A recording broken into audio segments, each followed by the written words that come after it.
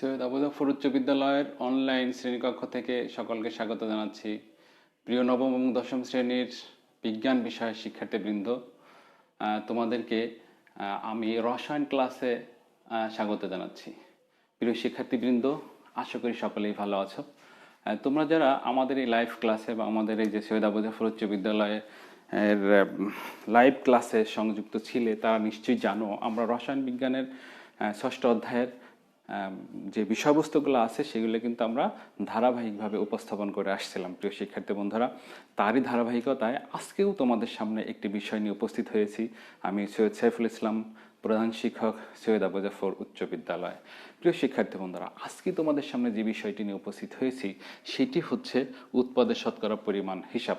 উৎপাদের শতকরা পরিমাণ হিসাব। প্রিয় শিক্ষার্থী বন্ধুরা, তোমাদের নিশ্চয়ই জানা আছে উৎপাদ কি। হ্যাঁ, উৎপাদ হচ্ছে একটা রাসায়নিক বিক্রিয়ায় দুই বা ততোধিক বা এক বা একাধিক বিক্রিয়া অংশগ্রহণ করার ফলে যে নতুন ভিন্ন ধর্মবিশিষ্ট পদার্থ তৈরি হয় সেটি হচ্ছে উৎপাদ। সেটি আমরা নিশ্চয়ই জানি। রাসায়নিক বিক্রিয়ায় আমরা বিভিন্ন রকমের বিক্রিয়ক ব্যবহার করি, বিক্রিয়ার ফলে উৎপাদ তৈরি হয়।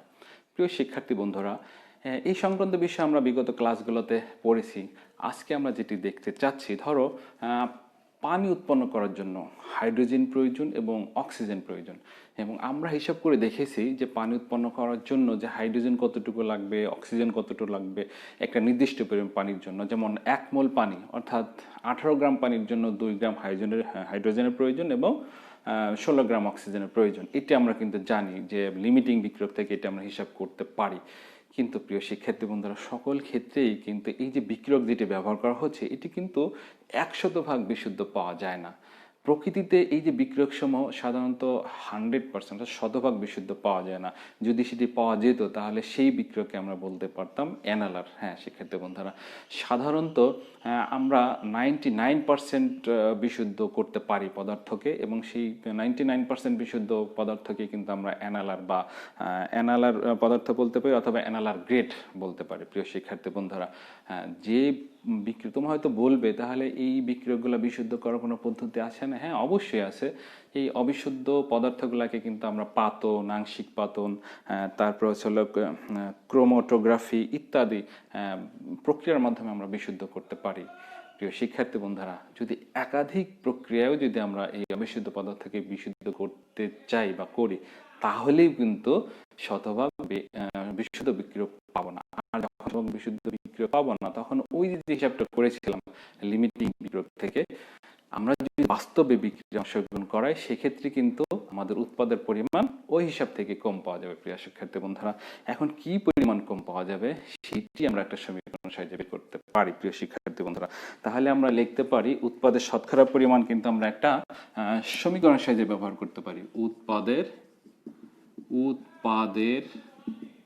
শতকরা পরিমাণ, উৎপাদের শতকরা পরিমাণ সমান, আমরা উৎপাদের শতকরা পরিমাণ সমান আমরা যেটা হলো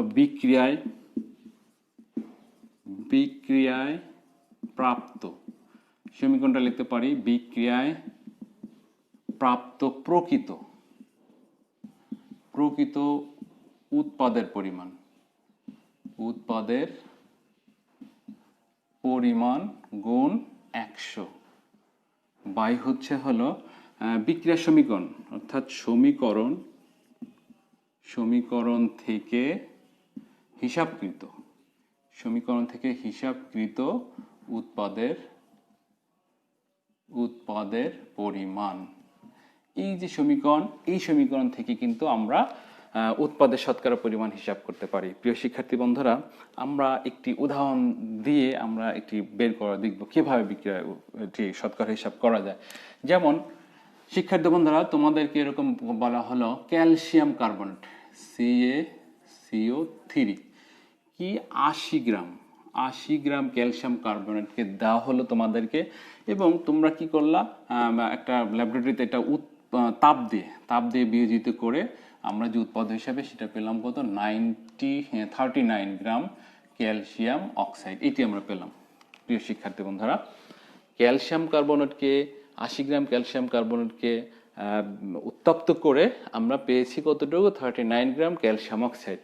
এখন এই বিক্রিয়া থেকে আমাদের উৎপাদের শতকরা পরিমাণ কত সেটি আমাদের বের করতে হবে শিক্ষার্থী বন্ধুরা। তো এটি যদি আমরা বের করতে চাই, প্রথম কাজ যেটা হবে সেটি হচ্ছে এই যে বিক্রিয়ার কথা বলা হয়েছে, ক্যালসিয়াম কার্বনেট থেকে কিভাবে ক্যালসিয়াম অক্সাইড পাওয়া যায় সেই বিক্রিয়াটি আমরা লিখব। যেমন বিক্রিয়াটি যদি আমি লিখি, আমি এই সমীকরণটা যদি মুছে ফেলি তাহলে বিক্রিয়াটা আমার লিখতে সুবিধা হবে। বিক্রিয়াটি যদি এরকম লিখি, CaCO3 তাপ দিয়ে পাওয়া যাচ্ছে হলো ক্যালসিয়াম অক্সাইড, আর পাওয়া যাচ্ছে হলো CO2। আমাদের এই উৎপাদের কথা বলা হচ্ছে, এটি ছিল সলিড, মানে কঠিন অবস্থায় তাপ দেওয়ার ফলে এটাও হয়ে গেল সলিড, আর এটা হচ্ছে হলো গ্যাসীয় অবস্থায়। প্রিয় শিক্ষার্থী বন্ধুদের, এই হচ্ছে রাসায়নিক বিক্রিয়া। এখন আমরা লিমিটিং বিক্রিয়ক থেকে, অর্থাৎ হিসাব করে যে পরিমাণটা পাবো সেটা যদি বের করতে চাই, তাহলে আমরা এই বিক্রিয়াটা মোলে হিসাব করব। যেমন এখানে ক্যালসিয়াম এর পারমাণবিক ভর আমাদের জানা, ক্যালসিয়াম হচ্ছে 40, প্লাস কার্বনের জানি কত 12, প্লাস অক্সিজেনের কত 16 গুণ 3। এটি হিসাব করলে পাবো 62, 3 লং 64, 64 আর 12 3 লং 48 আর 12 64, 48 আর 12 60, হ্যাঁ 100। আমরা এটিকে লিখলাম হিসাব করে 100 গ্রাম। এখানে ক্যালসিয়াম অক্সাইড পেয়েছি কত, ক্যালসিয়াম হলো 12 প্লাস অক্সিজেন হচ্ছে 16 সমান কত 56 গ্রাম। তাহলে বিক্রিয়া থেকে আমরা দেখতে পাই 100 গ্রাম ক্যালসিয়াম কার্বনেটকে যদি উত্তপ্ত করা হয় তাহলে 56 গ্রাম ক্যালসিয়াম অক্সাইড পাওয়ার কথা। এখন আমরা কিন্তু বাস্তব ক্ষেত্রে বিক্রিয়া করে পেয়েছি কত 80 গ্রাম ক্যালসিয়াম কার্বনেট বিক্রিয়া করে পেয়েছি 39 গ্রাম। তো আমরা এখন দেখব এই বিক্রিয়ার হিসাব থেকে 80 গ্রাম ক্যালসিয়াম কার্বন থেকে কত পেতে পারি সেটা আমরা হিসাব। তাহলে আমরা এখানে এই বিষয়টা এরকম লিখতে পারি যে বিক্রিয়া থেকে পাই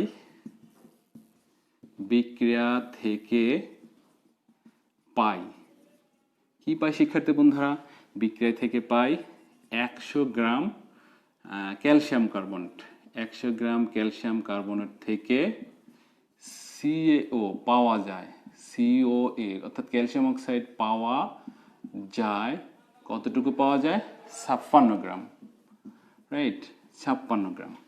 তাহলে 1 গ্রাম ক্যালসিয়াম কার্বনেট থেকে ক্যালসিয়াম অক্সাইড পাওয়া যায় কত 56/100 গ্রাম। আমাদের দেওয়া আছে কতটুকু 80 গ্রাম। তাহলে 80 গ্রাম ক্যালসিয়াম কার্বনেট থেকে ক্যালসিয়াম অক্সাইড পাওয়া যায় কতটুকু 56 গুণ 80/100 গ্রাম। তাহলে আমি যদি এটিকে একটু হিসাব করে দেখি, ক্যালকুলেটর দিয়ে হিসাব করে দেখি, তাহলে আমরা দেখতে পাই হিসাবটা কেমন হবে। 56 গুণ 80 ভাগ 100 হয় হলো কত 44.8 গ্রাম। তাহলে আমরা এখানে লিখতে পারি হচ্ছে হলো 44.8 গ্রাম, অর্থাৎ এটি করে আমরা পেলাম কত 44.8 গ্রাম। তাহলে প্রিয় শিক্ষার্থী বন্ধুরা দেখো, আমাদের বলে দেওয়া হলো বিক্রিয়া করে 80 গ্রাম ক্যালসিয়াম কার্বনের উত্তপ্ত করে পাওয়া গিয়েছিল 39 গ্রাম ক্যালসিয়াম অক্সাইড, এবং আমরা যে বিক্রিয়াটা পেলাম সেই বিক্রিয়া থেকে দেখলাম যে 80 গ্রাম ক্যালসিয়াম কার্বন থেকে ক্যালসিয়াম অক্সাইড পাওয়ার কথা ছিল কিন্তু 44.8 গ্রাম। তাহলে শিক্ষার্থী বন্ধুরা দেখলে তো বাস্তবে যেটি পাওয়ার কথা ছিল সেক্ষেত্রে কিন্তু উৎপাদক পেয়েছি আমরা কম 39 গ্রাম। কেন এটি পেয়েছি নিশ্চয়ই তোমাদের প্রথমেই বলে দিয়েছি, কারণ এই যে বিক্রিয়ক যেটা আমরা ব্যবহার করেছি এটা কিন্তু 100% বিশুদ্ধ নয়, আর 100% বিশুদ্ধ না হলে কিন্তু আমরা উৎপাদক যথাযথভাবে পাবো না। এখন আমরা দেখব শতকরা কি পরিমাণ আমরা উৎপাদক পেয়েছি। তাহলে আমরা এটি দেখলাম রাসায়নিক বিক্রিয়া থেকে হিসাবকৃত উৎপাদের পরিমাণ পেয়েছি কত 44.8 গ্রাম, এবং বিক্রিয়ায় যে প্রকৃত যে উৎপাদক পেয়েছি সেটি কত 39 গ্রাম। তাহলে আমরা প্রথমে যে সমীকরণটি লিখেছিলাম সেটি কিন্তু আমরা এখানে লিখতে পারি। তাহলে আমরা এখানে লিখতে পারি আমরা জানি, এটি মুছে ফেলে আমরা জানি, লিখতে পারি আমরা জানি উৎপাদের শতকরা পরিমাণ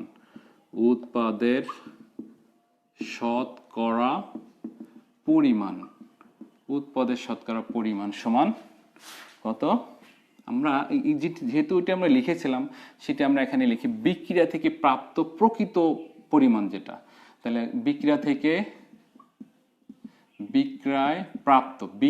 প্রাপ্ত প্রকৃত উৎপাদক, সংক্ষেপে লিখলাম প্রকৃত উৎপাদক গুণ 100। আর একটা হচ্ছে হলো বিক্রিয়ার সমীকরণ থেকে প্রাপ্ত সমীকরণ থেকে প্রাপ্ত উৎপাদ। তাহলে দেখো শিক্ষার্থী বন্ধুরা, আমরা এই সমীকরণের যে মানটা পেয়েছি সেটা যদি বসিয়ে দেই তাহলে কি পাবো? এখানে দেখো বিক্রিয়া থেকে প্রাপ্ত প্রকৃত উৎপাদ কত? 39 গুণ 100 বাই হচ্ছে সমীকরণ থেকে প্রাপ্ত উৎপাদ কত পেয়েছিলাম? 44.8 এত পার্সেন্ট। তাহলে এটিকে যদি আমরা হিসাব করি কি হবে? হ্যাঁ, এটি হিসাব করলে পাবো 39 গুণ 100 ভাগ কত? 44.8। হ্যাঁ, তাহলে কত হচ্ছে? 87.05%। তাহলে এটা হলো 87.05% শিক্ষার্থী বন্ধুরা। তাহলে দেখলাম আমরা কিভাবে উৎপাদের শতকরা পরিমাণ আমরা বের করেছি সেটা কিন্তু তোমাদের সামনে আমি উপস্থাপন করেছি। আশা করি তোমরা এটি বুঝতে পেরেছো শিক্ষার্থী বন্ধুরা।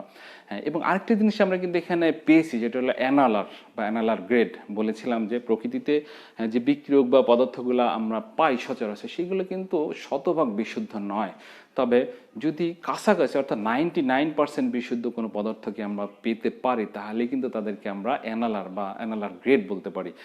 এবং যে অবিশুদ্ধ বিক্রিয়কগুলো আছে সেগুলো বিক্রিয়া করলে কিন্তু আমরা প্রকৃতপক্ষে রাসায়নিক বিক্রিয়া লিমিটিং বিক্রিয়ক থেকে যে উৎপাদ পাওয়ার কথা সেটি কিন্তু পাওয়া যায় না, তার থেকে পরিমাণ কিছু কম হয়। সঙ্গত কারণেই বিক্রিয়ক সময় অবিশুদ্ধ এবং কতটুকু কম পাই সেটি কিন্তু আমরা বিক্রিয়া থেকে হিসাব করতে পারি শিক্ষার্থী বন্ধুরা। তাহলে আমরা সেটাই করলাম আজকে, যে উৎপাদের শতকরা পরিমাণ। প্রিয় শিক্ষার্থী বন্ধুরা, এতক্ষণ তোমরা আমাদের সাথে ছিলে, এই বিষয়টি আমরা উপস্থাপন করেছি। আশা করি তোমরা বুঝতে পেরেছো এবং তোমরা বাসায় তোমাদের বইয়ে যে উদাহরণ দেওয়া আছে এবং এটি যদি বাসায় গিয়ে তোমরা একটু পড়ো, বাসায় থেকে যদি একটু পড়ো এবং প্র্যাকটিস করো তাহলে এই বিষয়টি তোমাদের আর কোনো সমস্যা থাকবে না আমি আশা করি প্রিয় শিক্ষার্থী বন্ধুরা। তাহলে আমরা এই যে বিগত কয়েকটি ক্লাসে রসায়ন বিজ্ঞানের 6ষ্ঠ অধ্যায়ের বিষয়বস্তুর সময় ধারাবাহিকভাবে উপস্থাপন করে আসলাম। আজকে আমরা শেষের দিকে এই বিষয়টা আলোচনা করলাম। আগামী ক্লাসে তোমাদের সামনে নতুন একটি অধ্যায় নিয়ে উপস্থিত হব। ততক্ষণ পর্যন্ত তোমরা সকলে ভালো থেকো, সুস্থ থাকো, সেই কামনা করছি। আল্লাহ হাফেজ।